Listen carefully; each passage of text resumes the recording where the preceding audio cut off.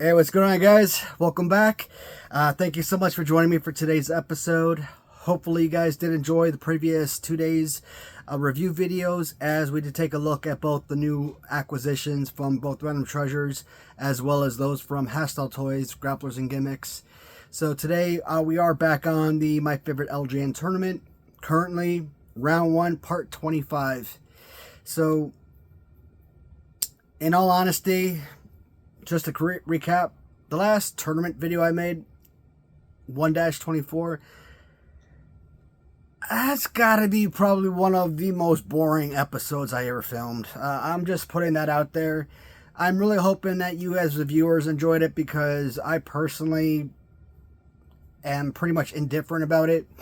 But there's certain episodes that while I'm in the process of filming the episode, it's like, man, I'm having so much enjoyment filming this episode. And when you go upstairs, or when the time comes for the premiere, you're just dying to watch it on the big screen, because you just know it's just going to be a fun and exciting episode. And then there's those episodes you film and you don't think too highly about, and it's like, man, you know what? This episode's going to suck. Then you watch it, it's like, huh, you know what? It wasn't as bad as I thought. That last episode, I mean, it's funny because I think I said it in the video. Every single matchup was a wash. At the second I drew the names, I knew exactly pretty much who I was going to choose. And I didn't have a lot to say about any of the characters either. So, to me, it was just about getting the matches in, just so I could have a video to post. And maybe me rushing, maybe that forced my hand a little bit and put out a less quality episode. So if you guys kind of feel the same way that I did and didn't really enjoy it, I want to apologize. If you feel meh, it's okay. Hopefully that's, you know, your point of view. But I'll try to do better from this point forward. Hopefully I won't have any matches like that where it's kind of up and down, where you know exactly who the winner is going to be. Because I want every matchup to be enjoyable, where it's like, man, you really got to sit there and kind of think about it. Oh, on Saturday, I did get in the last batch of figures from the figure collection store. So from Series 1 of the Wrestle Something Wrestlers Bone Crunching line, I did get in both Dwayne Gilberg, as well as the Macho Man Bone Crunching figures. So previously in the line, we've seen multiple variants of Maximo Dragon, as well as his manager, Sonny Ono. So those 3 different 2-packs, we've seen those. We've seen Blue Meanie, both white shirt and blue shirt variants. And we've seen a Brian Clark Atom Bomb variant in his normal orange atomic bomb getup that you would get from like the Hasbro line, as well as like a sort of a bluish getup as well. And Dwayne Gill and Macho Man were the last 2 figures from the Wrestle Something Wrestlers Bone Crunching figures. So in the past I had duplicates, so I was able to show both the loose figures as well as carded. Right now I only have the 2 figures on card, and I have no intention on taking them off card. And I packed them up already, but I don't think they're easy release card backs, so I'd actually have to crack the bubble. At this point, I don't have, if I do a review, I'm only going to look at them carded. So at the end of 3 episodes this week, I might do a review on those, but more than likely, probably a better than 97% chance, I'm not going to review them, not until I got some single figures, individual pieces to look at as well. So those are some recent acquisitions, and still waiting for some of the new pieces that I acquired from Hostile Toys, so that we can take a look at some. Well, actually no, those are all pre-orders, so those aren't due in. But the Rougeau brothers, I did order a new set of those as well, because I opened up my package. I still need a Midland card for my collection. So that's pretty much what's happening in the short term. New acquisitions, not really. I did create 1,000,000 listings on my Mercari account, and I copy and pasted a ton of those over onto my eBay accounts as well. If you guys are interested, if you're looking for LJNs or Hasbro figures, I got about 1,000,000 of them listed right now, so definitely hit me up if you're interested in any of those listings. But let's focus on the main point of this video, which is the tournament and the matchups, which are going to feature from Robert Jackson, Ricky Steamboat, as he does battle against Mr. T, that is from the Raider Nation. Next matchup is going to feature Don Morocco Red, as he does battle against Lou Albano. Now, there are multiple Lou Albano variants. I'm just going to pick one random original figure. When it comes to the originals, variant doesn't really matter. All right, this one is Series 5 All-American White Shirt Hogan. All right, so that's one of the 10 million Series 5 Hogan customs I have. And he will square off against, looks like, Wrestling Writers One-Man Gang. And last matchup for this video is going to feature Cactus Jack, coming from, again, the Raider Nation, as he does battle against the Navy Blue Corporal Kirchner. All right. So, names have been drawn, and let's go ahead and pull those figures, and we will begin momentarily. Alright, folks, figures have been drawn. So, right off the bat, great thing about this video, unlike the last video, none of the figures I've drawn today are going to be shoe-ins. So, it's going to be an interesting video to film, which right off the bat is already going to make it a lot more fun. A lot of the figures I'm looking at, none of them particularly have amazing fighting poses, but the design and colors throughout these figures are absolutely incredible. So a lot of the customizers that we're going to look at today did absolutely fantastic work. So that's awesome. So the first matchup is from Robert Jackson. It's a Ricky Steamboat, and he does battle against the Raider Nation's Mr. T. We'll start off with Mr. T. And Mr. T is the first, this is the first Mr. T I ever acquired, before, obviously, Ram Treasures came out with their version. Now, Ram Treasures Mr. T is out of this world, insanely good. One of the single greatest action figures. LJN's perfect. So, I cannot say enough good things about that figure. One downside I've always had about this Mr. T, and one of the reasons why I almost did not purchase this figure, it's Tito Santana. One of my least favorite figures that I own, and one of those figures I absolutely regret ever buying from Wrestling Writer, was his Ric Flair. I mean, the white and blue color scheme that they utilized on that figure was fine, but putting him on Tito Santana's body was absolutely terrible. I get it. Tito Santana is a very common figure. It's a very inexpensive figure, and based on the positioning, probably one of the easiest figures to customize. You're not looking at a bunch of colors. If you gotta sit there and you gotta use paint thinner or whatnot to kind of scrub out the trunks, right, and the knee pads, it's easier to scrub out trunks, knee pads, and boots than sit there and try to scrub out the paint of, let's say, a Lou Albano, for example, which has all of this design graphics throughout, right? So I understand utilizing Ricky Steamboat or Tito Santana or Ricky Steamboat, but it doesn't make it any easier. They're just flawed figures. And take this one out here because the championship belt is in the way. One thing I like about this particular belt is the foam. Normally when you get these belts, I'm not a big fan of them. Obviously, I love like the LJN or some of the belts you get from Ram Treasures that are LJN-esque with the rubber. These I can live with if they're like the foam inserts or if they are felt insides. But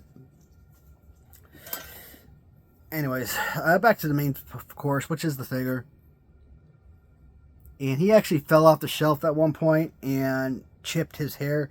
And I'm like, I don't know how to fix that.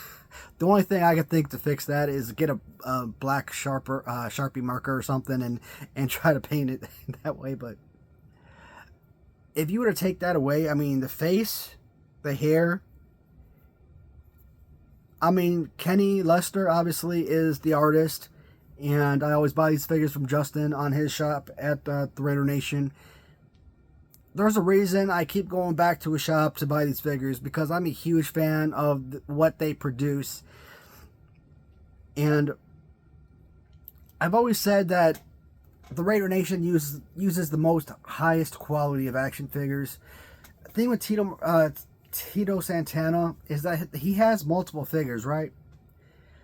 I keep saying that this is a Series 3 Purple Tito, but for all I know, this could be a White Trunks Strike Force, which means that it could be 3, 4, even 5 times the price of a regular Series 3 Tito.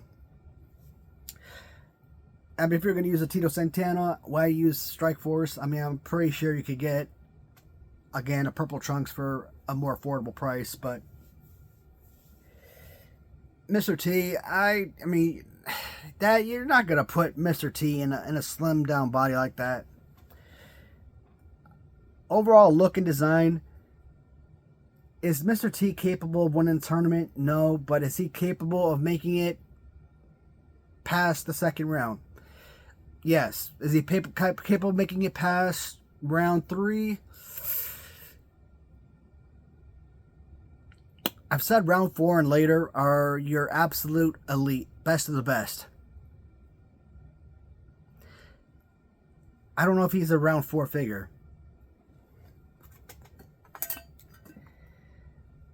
Ricky Steamboat for me. I know this variant or this figure particularly, looking at the original design, Ricky Steamboat is not more than a round 2 figure. So in that regard, can I push Ricky Steamboat past Mr. T?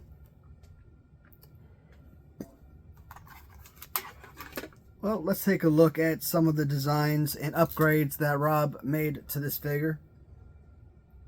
Some of them very simple, kind of swapping out the all black look for an all white look. Got it.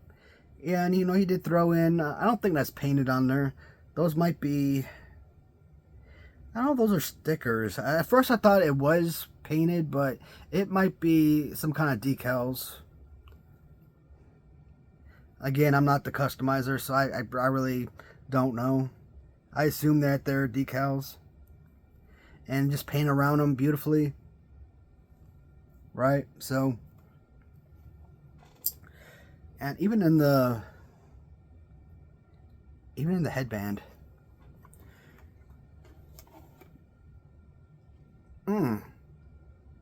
This is a lot more difficult than I was giving it credit. I mean, after pulling the names, I thought maybe Ricky Steamboat. After talking about Mr. T, I thought, okay, Mr. T, no doubt. Now kind of looking at them, I'm leaning more towards Ricky Steamboat again.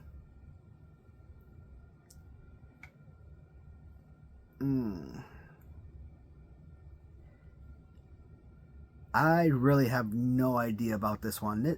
This one I want to put off to the side and come back to later, because this is an interesting matchup. I really don't think either figure are going to make it more than 3 or 4 rounds. I think if they make it into round 4, that's a fantastic run. I think any figure, if they're the worst figure ever, or if they're among the best of the best, you make it in round 4, I consider that to be a successful run in this tournament. But especially considering the amount of figures, a 4th round advancement is huge.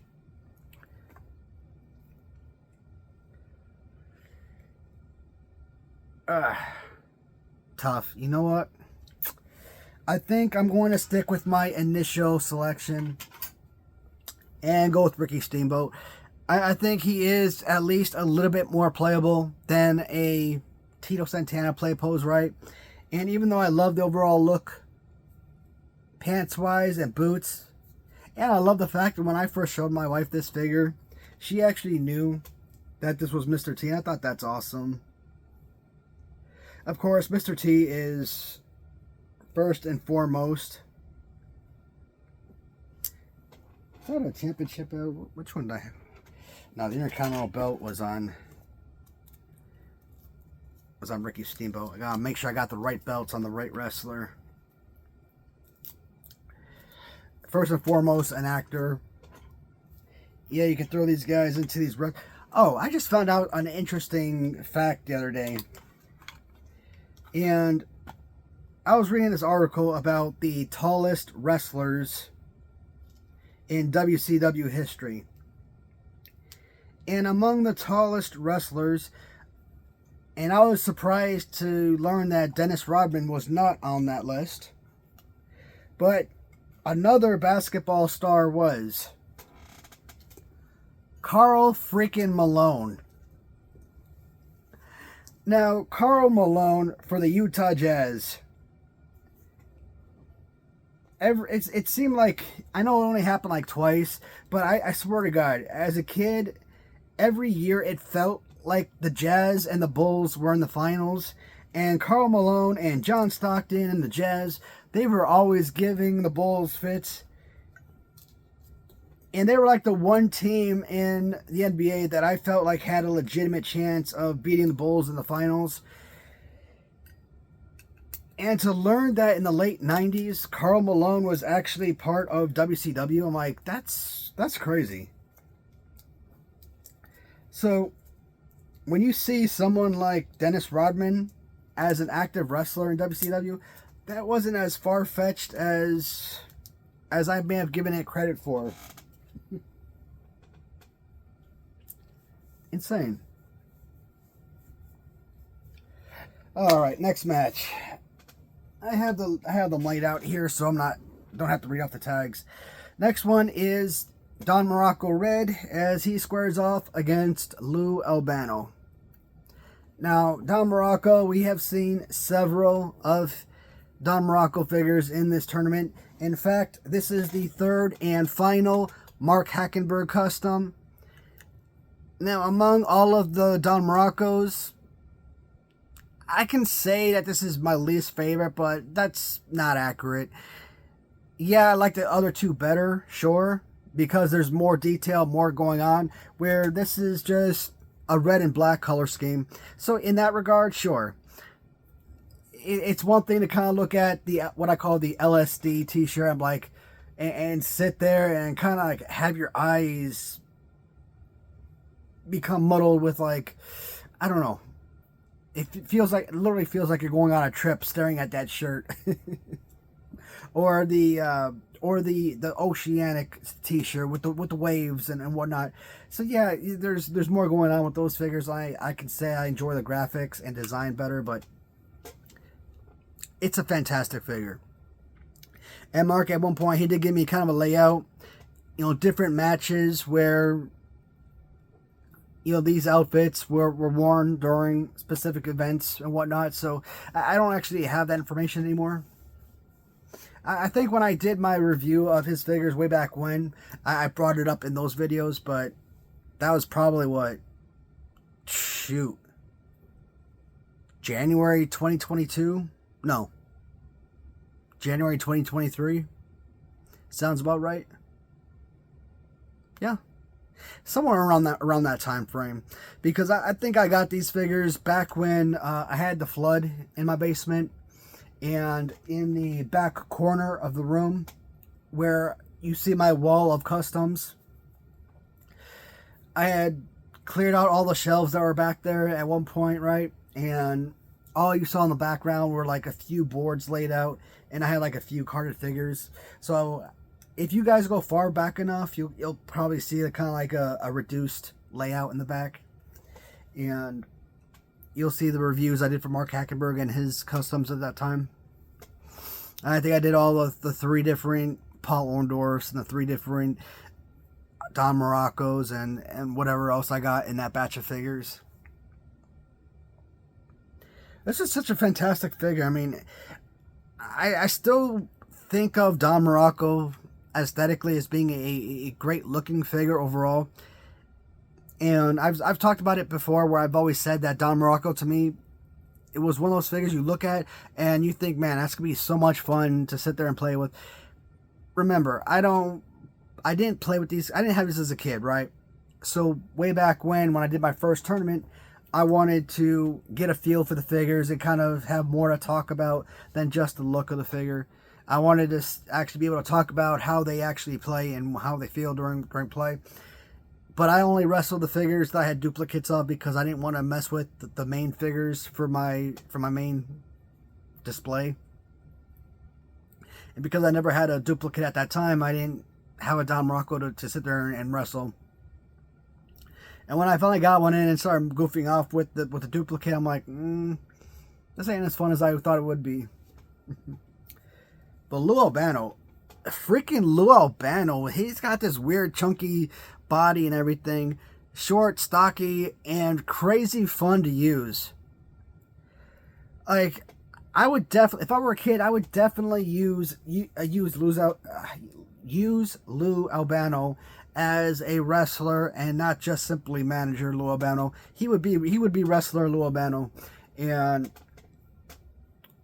I'm pretty sure I'd probably give him runs as heavyweight or intercontinental champion from time to time. Maybe tag team him and have some tag team title runs. He's just a fun, and even when I was using him in my rumbles, he'd be like a brute force, like an enforcer type. So enjoyable figure. Hate the damn bit. I hate the pointer finger, but you live with it. Arm down. I mean, so many of these figures have this type of pose where the arms shoots out like that. But you look at your Corporal Kirchners and your Adrian Adonises, etc., right? And you deal with it. As long as you have one working arm, something that you could use for punching, or, give you that underarm body slam, right? To me, an action figure, especially a wrestling action figure, it has to have a body slam pose. Not only be able to throw punches, but the ability to clothesline and body slam. And, it may not be perfect, but it's serviceable to do all those 3 things. So, this is a fantastic and fun figure. And I don't think Lou Albano gets enough credit for being a great LJN. But like I said, he's just a very weird, stocky, very small legs. I kind of feel like with the thickness and stockiness, if he were taller, if this were like a 2-inch big, if he were like 2 inches taller, this would, I think, would make more sense. I mean, it looks just like him, obviously. I don't know if I knew anything of Lou Albano from wrestling. I mean, I always knew that he was part of wrestling or part of WWF because of the Cyndi Lauper music video. Growing up, girls just want to have fun. That was a very popular music video. And of course, I don't know if there were other locations, but back in Chicago, we had this theme park called Kittyland. And it really depends on what age bracket you fall under. So, obviously carnivals are for like everybody, right? Now, Kittyland is not the size of Disney World or anything like that, but I mean, it's a huge theme park. You have Kittyland, I think, are for like up to like age 10, maybe, that might enjoy it. From like 10 to like 14, 16, something like that, you have Santa's Village. And then around age 15, 16 and up, you have Six Flags Great America. So I think the older you are, you kind of like upgrade in which theme park you go to. And like I said, carnivals were carnivals. I mean, they were not anything I really ever enjoyed.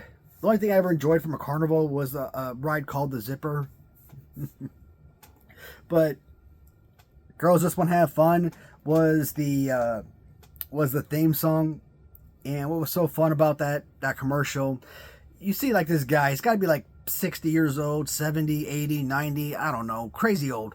And he's dancing around like he's a young, vibrant 20-year-old.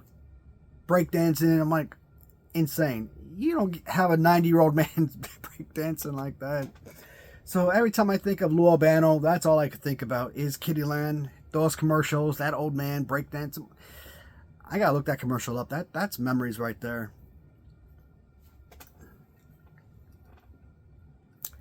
I thought Don Morocco might win this one. Actually, I was relatively certain Don Morocco was going to win this one. If you asked me first glance, who would I choose between the two figures, I probably would have gone 80% chance Don Morocco. I think I'm going to go with Lou Albano. I think for the nostalgia and some of the other benefits that I really enjoyed for this figure, extra design of the figure, the playability, the girth and thickness, the weight of the figure, kind of like a King Kong Bundy. King Kong Bundy might have one of the worst play poses ever, but he's also one of my favorite figures because of said weight and girth of the figures that I really enjoy. So I think if this was like the LSD Don Morocco, I would have chosen this one. If it was the tidal wave Don Morocco, I would have gone with that one. I think if it was the original LJN black shirt, I probably would have gone with Lou Albano. So it really depends on the design, and otherwise it would have been a split. But for this particular matchup, I'm going with Lou Albano.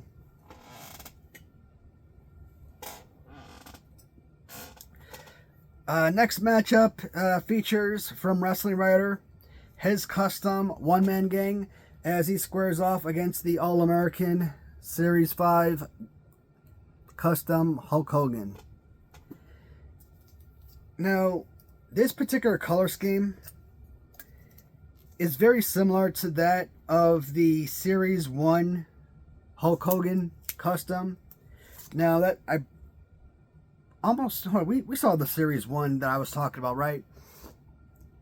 I think I remember talking about that figure already, so I'm 95% sure that we've already seen it. So in earlier in this tournament, we saw a Series 1 Hulk Hogan, basically with this look, right? White shirt painted onto his chest and some kind of graphics. I forgot what it said, made in America or something. And this has a American made. So that particular Series 1 custom Hulk Hogan was special to me, not only because it was Hulk Hogan, not only because it was a Series 1 figure, one of the greatest action figures ever, but also because it was the first custom I ever purchased, first LJN custom I ever purchased. So it has a special meaning to me. And in fact, because at that time I bought that figure, I was still relatively new to the LJN world, especially new to collecting everything. So I think maybe, I'm not sure, but when I bought that custom, I either bought it because it was a custom and I wanted it, 2, I just enjoyed it and I wanted it, or 3, I thought maybe it was potentially a Series 5, which I now know to be a Series 5 white shirt or red shirt Hogan, and I thought maybe it was the white shirt variant, but I really can't remember. That was like 3 years ago when I bought that figure, right? So or closing in on 3 years now. This is absolutely spectacular. And in fact, among the Series 5 Hulk Hogans, this is probably one of the best. Because I really like the early 80s blue and white. And you know what? Even if you go back to the Eye of the Tiger, all white, white boots, white knee pads, white trunks, Hogan. I'd like to get a Hulk Hogan Series 1 painted just like that. I also want a Series 1 Hogan repainted with just this. Obviously bare chested. No need to add a shirt onto it, but this is another tough matchup because as a commemorative piece, This is absolutely perfect. I put this figure in my top 20 favorite LJNs because of the aesthetics. And I always go back to Hasbro. Why? Because Hasbro was my line, right? Everything goes back to Hasbro for me. Series 2 Hasbro Bear Hug. Terrible, terrible, terrible play pose. A figure you literally cannot do anything with. You got to sit there and you got to hold open the hands to sit there and throw punches or something. And I look at a figure like this, I'm like, you really don't want to use this as a playable figure because it's just so, it's not fun. It's I don't want to say it's a horrific play pose. If you're a kid and this is all you had for use, yeah, you're going to use the heck out of it. And like I said, top 20 figure for me, so it can't, the play pose can't be that bad. But it's a commemorative piece. That's what it is. You're celebrating your most popular wrestler. Hell, even in the 1980s, he was already a legend. Hulk Hogan, even in the 80s, by the time he came back to WWF and Vince Jr. had taken over, the man pretty much already had free reign to do whatever the heck he wanted. Why do you think the man had the title run last as long as he did and had the opportunity to go into all these movies and do all these other things? The man knew how to draw a crowd.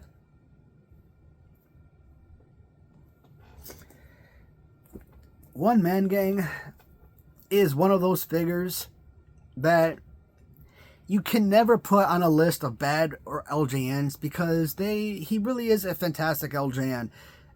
Everything that I look for in an LJN with the girth and thickness and weight the figure has, I just want it to be a more popular play pose, right? Give him like Kamala's play pose. I'm trying to think of a really good play pose that would really work for a figure like this. Someone like Corporal Kirchner, or Kirchner wouldn't work. If you go to the left side with Greg Valentine, that wouldn't really work. Really, you got to use one of the big guys. Hulk Hogan would be fine. Kamala would be fine. If you want to stick with his arms out like so, you can do it. But then go to like Big John Studd, right? Spread his arms out a little bit more and have his arms out like so. Give him Big John Studd's pose. You could basically have the same figure that way. Big John Studd's an incredible figure.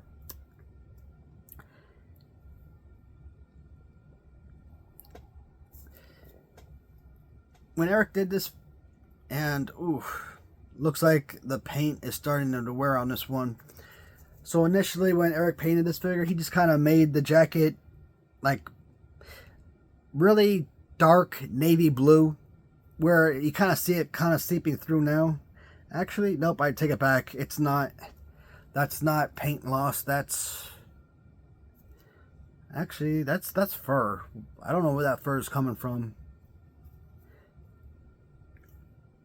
It's not coming from the championship belt because that's on the other side. Maybe I had another, you know what? Rick Martel.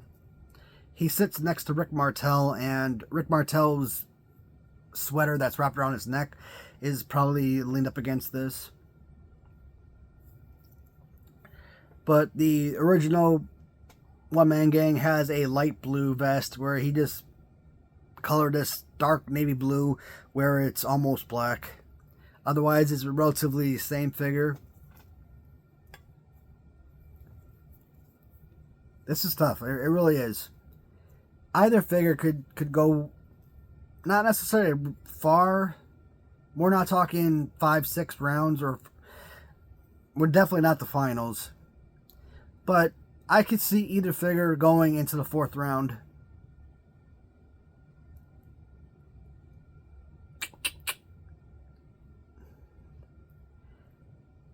I really like this figure. Among the Series 5, I think the Hulk Hogan figure is easily one of the single best.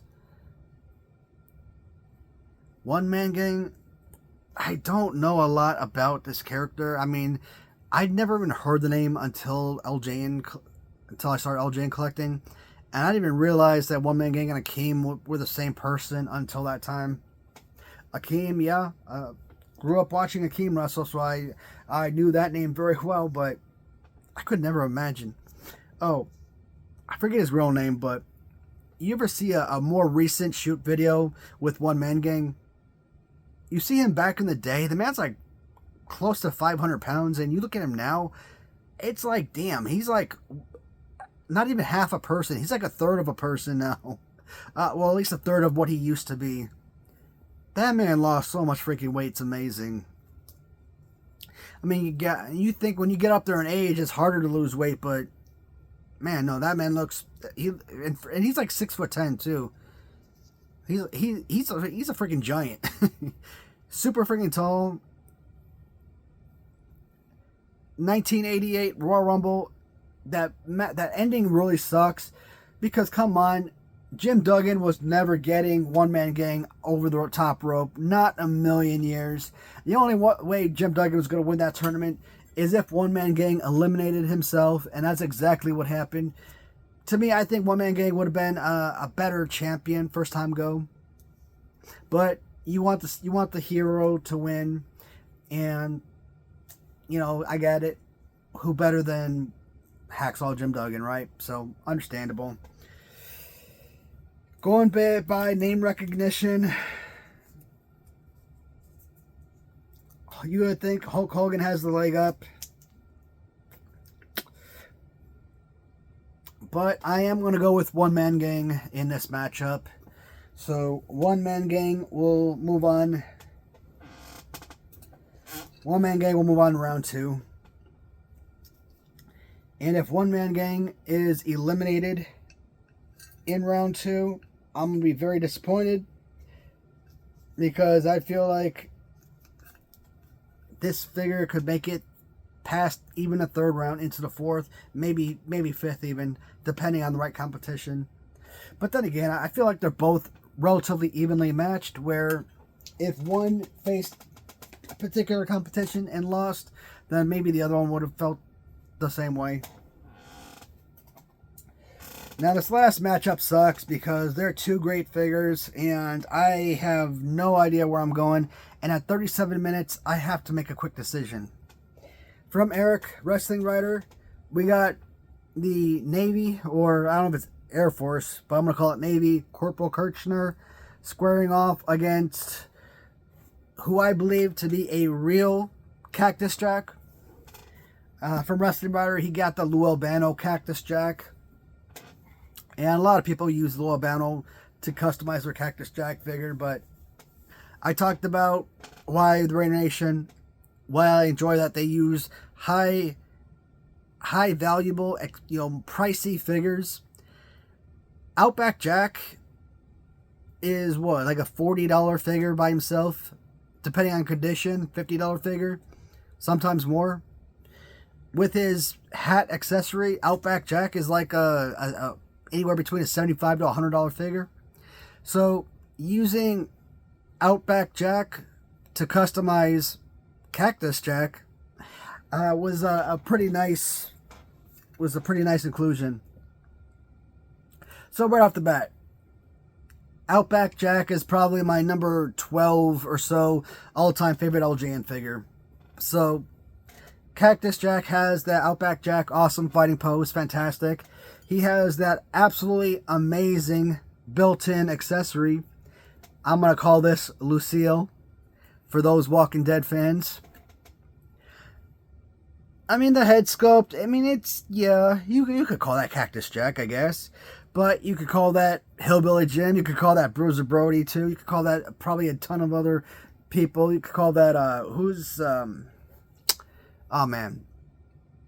I'm drawing a blank right now. Bray Wyatt. Anybody with a lot of facial hair you could pretty much classify under the same boat. But the graphics, I remember when I did a review on this figure, and I got a comment on one of my videos, on the video, and someone said that this was a crappy figure. I'm like, dude, you're insane. This is an awesome piece. No, but, I mean, I get it. I mean, not everybody is going to be in love with every single custom out there. I mean, there's a lot of people, a lot of figures that I don't enjoy thoroughly, but you know, there's obviously super fans of particular customs, but that's fine. I mean, that's why we make these videos, right? Kind of show off our collections and be able to share our collections with others, and have discussions, get points of view, whatnot. That's the whole point. That's the whole enjoyment of the videos and what have you. So, but I like collecting, and I enjoy getting different points of view. Each customizer is going to come out with their own interpretation. And like I said, I think Eric, with his Lou Albano customization of Cactus Jack was fine, but using Outback Jack, I think, huge upgrade. So when Kenny Lester and Justin over at the Raider Nation, when they released this figure, best believe I jumped on that one immediately.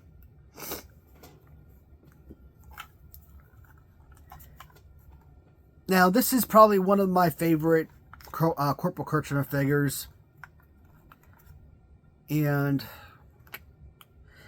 I don't know what that beret is. That's, I guess, teal. Color scheme, teal. Teal beret, I guess a little darker teal color. Sort of grayish in the shirt. But like the water pattern, color scheme. Water or maybe sky patterns of camouflage of the pants. So you look at these different iterations of the Corporal Kirchner figure. Yes, with the multiple different woodland camouflage, army BDU camouflage pants, they look amazing. But I love getting like the Arctic version with the different color scheme. Kind of reminds you of like the Bushwhackers cargo pants. You get this color scheme. I keep calling this Navy, but I think when Eric sold this, I think he was classifying this as Air Force. But yeah, I guess Air Force had, you know, their blue uniforms as well. But to me, when I look at it, it looks more like water design. So I keep thinking of it as Navy. So for the most part, I kind of refer to it as Navy Corporal Kirchner. Whatever, it's my figure. I'm allowed to. Both figures have awesome play pose. Both figures have amazing designs.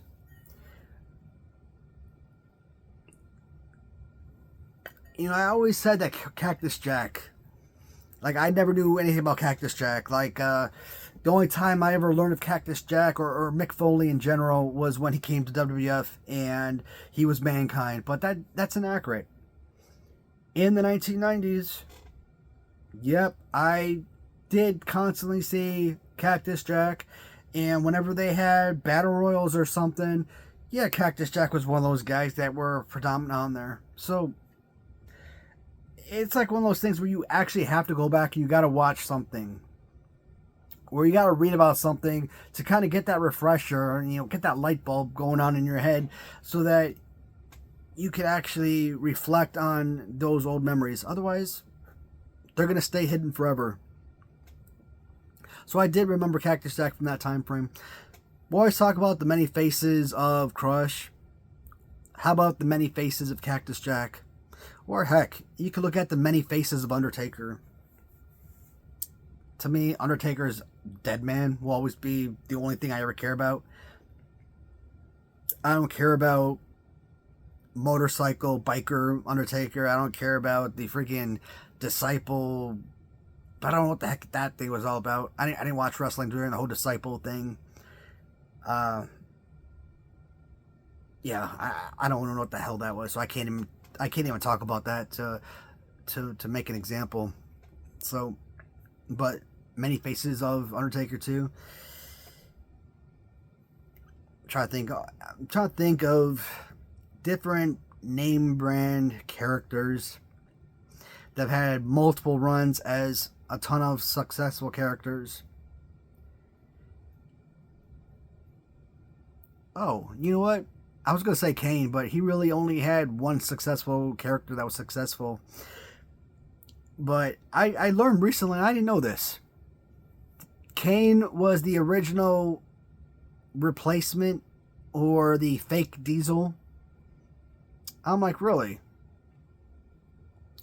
That's freaking insane. And I think I read somebody comment say something that fake Diesel Kane, that he actually played a better Diesel than the real one. I guess he had the size and body size to fit the mold of what Diesel is supposed to be, Kevin Nash was supposed to be. But guys, I think I'm gonna make my decision. I think at 45 minutes in, I've come to a conclusion that they're both great figures, and I'm going to be kicking myself one way or the other. So I have decided to go with Cactus Jack. The built-in accessory, I think, is the one thing that really set this figure aside, really put this figure over the top. And yeah, the paint and the glossiness, I don't know what it is that they use on these figures. I always call it lacquer. Is that what it is? I have no idea. But is that the best? No, but it's serviceable. It still looks like a great figure. And it's great art. And that's what these figures are. They're all art. So, well, 45 minutes. This was a fun video, guys. Unlike the last one, I got a huge enjoyment out of this one. So, and because the last video ended in like 30 minutes, you know what? The extra 5-6 minutes on this video kind of makes up for the early let go of yesterday's video. That takes care of today's video. That completes episode or round 1, part 25. We will be back in the next couple days with more tournament videos before we kind of break way for, I don't know. I don't have any new pickups coming in, so maybe we'll finally do a magazine video or something. We'll see what happens in the short term. But guys, as always, thank you so much for watching, and until next time, goodbye, everybody.